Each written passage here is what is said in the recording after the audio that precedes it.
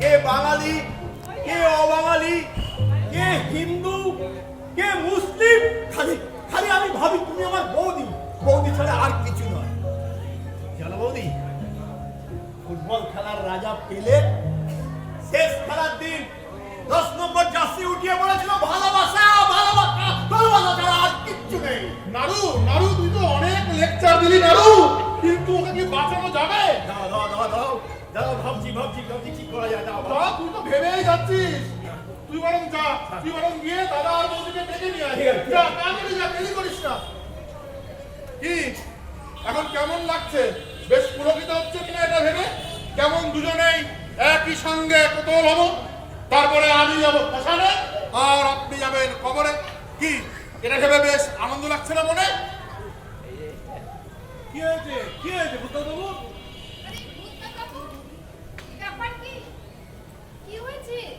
হ্যাঁ হ্যাঁ বলছি, ব্যাপারটা হলো গিয়ে মানে বৌদি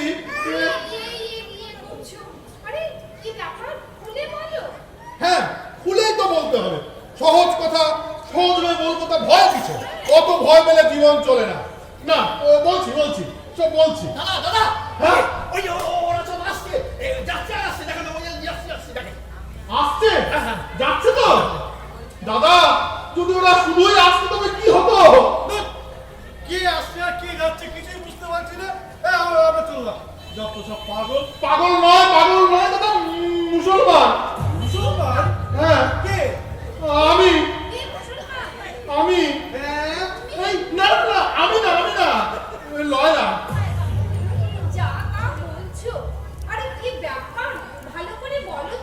হ্যাঁ বলছি বৌদি, দাদা ও আর ওর ভাই এখানে ঘুরতে গেছিল, তো গুন্ডাদের ভয়ে ওর ভাই পালিয়েছে আর ও এসে আমার ঘরে আশ্রয় নিয়েছে।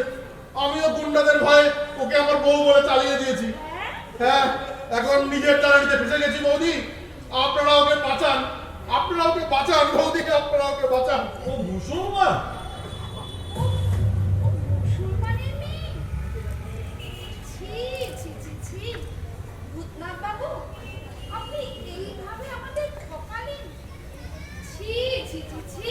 আমি ওকে রান্নাঘরে পর্যন্ত ঢুকিয়েছিলাম। এতটা এতটা কোথাও হলে তুমি আমাদের সঙ্গে না করলেও পারতে। বাবু, আমি আপনাদের মতো লেখাপড়া জানি না, সাদা সিধে ঘরের বউ। আপনাকে বিশ্বাস করেছিলাম, তারপর কি হলো? এখন আমাকে সব দিতে হবে, সব ছোঁয়া ছুঁই হয়ে গেছে। বৌদি দোহাই, আর বৌদি বলে ডাকবেন না, খুব শিক্ষে হলো। বৌদি, তা এত রাত্রে আমাদেরকে ডেকে এনে এই যে একটা শুভ সংবাদ শোনালে, তার কারণটা কি শুনি? ওকে আপনারা বাঁচান। ওকে ওকে বাঁচাবো? হ্যাঁ কেন? একটা মেয়ে বলে, একটা মানুষ বলে।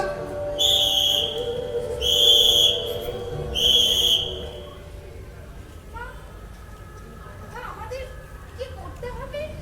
বৌদি ভোর হয়ে আসছে, সাত ফেরার সময় হয়ে গেল। আপনি দাদা নাড়ু ওকে নিয়ে গিয়ে ওই হাওড়ার পাশে তুলে দিয়ে আসবেন, আর নাড়ু ওকে ওই হাওড়া থেকে তিলিপেড়ে তুলে দিয়ে চলে আসবে। আর তুমি স্বয়ং কি মহাকার্য এখানে ব্যস্ত থাকবে? দাদা আমি বাড়িতেই থাকবো, গুন্ডারা আসলে সামাল দিতে হবে না। আর তাছাড়া লয়লা যদি আপনাদের সঙ্গে থাকে ও অনেকটাই বিপদ মুক্ত, আর আমাকে আমার সঙ্গে দেখলে ওরা সন্দেহ করবে। দাদা ব্যাপারটা তো বুঝতে পারছেন? হ্যাঁ, ব্যাপারটা আমার বুঝতে পারছি না, এটা তো খুব সহজ ব্যাপার। এটা না বোঝার কি আছে? জীবনে যা ব্যাপার বুঝেছি তার কাছে এটা তো নস্যিত। কি গো, তাই না? তুমি চুপ করবে? না, এই রাত দুপুরে আদিক খেতা মোটে ভালো লাগে না। আদিক্ষেতা আমি করলাম না তুমি করলে? কেন, যখন ছোট বলে ডেকেছিলে, আদর করে খাইয়েছিলে, তখন মনে ছিল না? ও, আমার দোষ, সব আমার দোষ।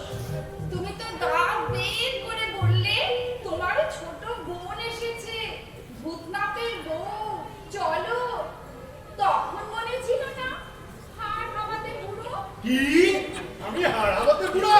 আর তুমি কি, হ্যাঁ তুমি কি করছিস ছড়ি? চুপ করবে? না চুপ করবো না, চুপ করবে? না করবো না, করবো না আমি। দাদা দাদা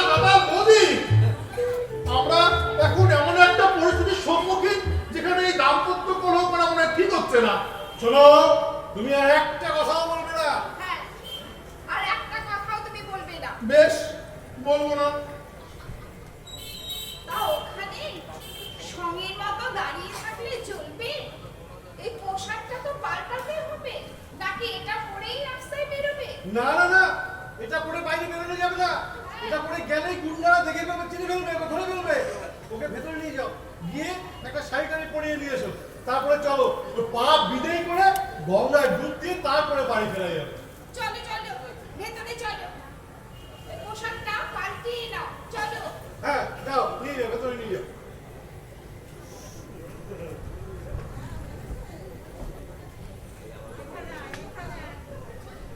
কি ব্যাপার এত রাত্রে জেগে? আরো তোর কি দরকার? আরে সরকার মশাই এত রাত্রে কি মনে করে? এত রাত্রে কেন এসেছি তাই জিজ্ঞাসা করছো? হ্যাঁ। তার আগে তোমরা বলো, তোমরা এত রাত্রে এখানে কি জন্য এসেছো? এটা কি অর্ধদেবের খুলি গুহা?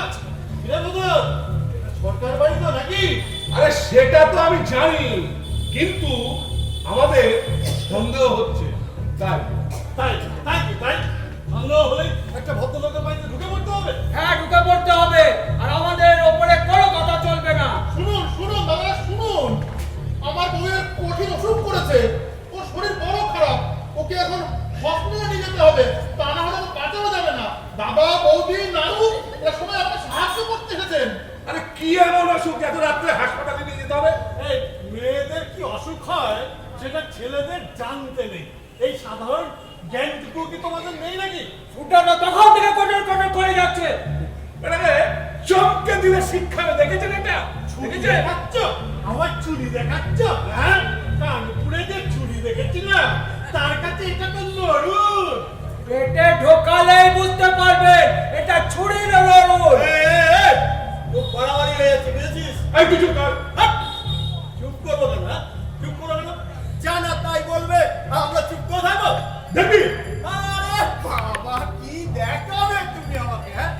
জানো, আমরা কিন্তু ওই খেলার মাঠে না, লাইনে টিকিট কেটে খেলা দেখার পাবলিক। আমাদের ছুরি ফুরি দেখিও না। ধরোই দেখেছো না, খেলার মাঠে যে ঘোড়ায় চড়ে লাঠি নিয়ে ঘুরে বেড়ায়, তাদের ওই লাঠির খায় না, পিঠের চামড়াটা শক্ত হয়ে গেছে। এই তো ছুরি ফুরি দেখিয়ে আমাদের ভয় দেখিও না, বুঝেছো? হ্যাঁ। কি হয়েছে গো? আরে দেখো না, যত সব অকাল পক্ষের দল এসে জুটেছে এখানে। কি রে ছোড়ারা, তোদের তো আমি জন্মাতে দেখেছি, এত অসভ্যের মতো চেঁচাচ্ছিস কেন? চেঁচাবেন না, আমরা একটা মুসলমান মেয়ের খোঁজ করছিলাম এখানে। আর এত রাত্রে আপনি এখানে কি মনে করে? সেই পরিচয় কি তোমায় দেবো? হ্যাঁ, দিতে হবে। সেদিনই ছোকরা, রাত করে ভদ্রলোকের বাড়ি চড়াও হয়েছো, আবার গলা করছো। নাড়ো, ডাকতে কি ডাক, ওই গেলেই থাকে ডাক। আর পাশের বাড়ি ওদেরও খবর দে। আমি যাই, মুড়ো ঝাঁটাটা নিয়ে আসি। হ্যাঁ, আর আমিও যাই, ওই তাহিরপুরের ফাঁড়ি থেকে ওটা পুলিশ ডেকে নিয়ে আসে। আস্তে, এটা দেখেছেন? দেবো এক খায়ে নুলো ভাত ভেঙে। মাসিমা, এটা কিন্তু ভালো হলো না। এটা ঠিক করছেন না কিন্তু। না না, এটা ঠিক করো না, আমি দেখে নেবো। দেখে নেবো না, এটা ঠিক করছেন না। এটা ঠিক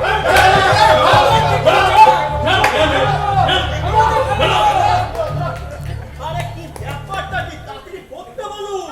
আর বদমাইশটা আবার চলে আসবে না ঝামেলা পাকাতে। হ্যাঁ, ঝামেলা পাকালেই হলো। খেদা গুন্ডার ছেলেকে পেদিয়ে বৃন্দাবন দেখিয়ে দিতাম সেই যৌবনে। দরকার পড়লে এই বুড়ো হারে না, আজও সেই খেল দেখাতে পারি। হ্যাঁ দাদা, সেই রামও নেই আর অযোধ্যাও নেই, গুন্ডারাই আজ প্রধান। বড্ড ঘেবড়ে গেছে মনে হচ্ছে। শোনো হে, সমাজে এখনো গুন্ডাদের থেকে ভালো মানুষের সংখ্যাই বেশি, বুঝেছ? এই তাড়াতাড়ি চলো এবারে, হয়েছে?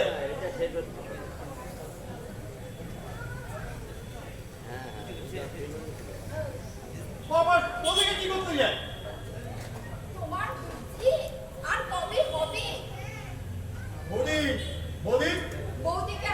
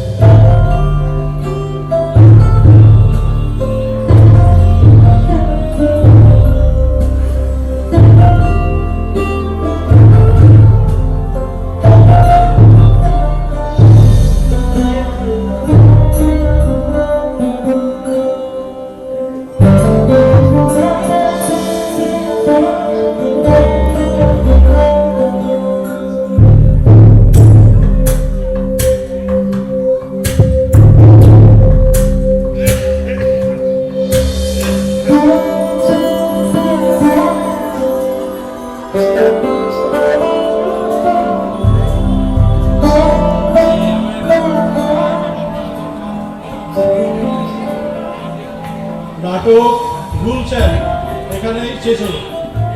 তাহারপুরের সমস্ত অধিবাসী বৃন্দদেরকে কল্যাণী দর্পণ নাট্য সংস্থার পক্ষ থেকে অসংখ্য অভিনন্দন জানাচ্ছি। অসংখ্য অভিনন্দন সবাইকে।